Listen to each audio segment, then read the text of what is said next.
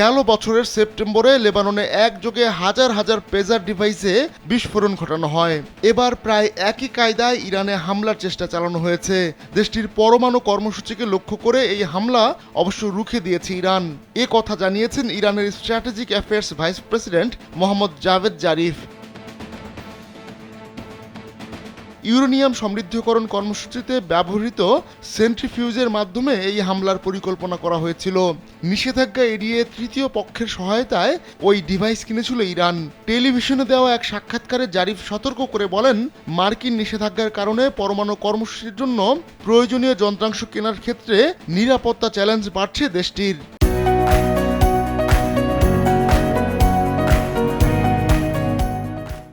Online programme হোজোরকে Zarif বলেন, আমাদের সহকর্মীরা আণবিক শক্তি সংস্থার জন্য একটি সেন্ট্রিফিউজ প্ল্যাটফর্ম কিনেছিল। পরে দেখা যায় সেটির ভেতর বিস্ফোরক পেতে রাখা হয়েছে। বড় কিছু ঘটার আগেই ইরানি কর্তৃপক্ষ ওই বিস্ফোরক খুঁজে পেতে সমর্থ হয়। তবে ঠিক কখন এ ঘটনা ঘটেছে তা জানা যায়নি।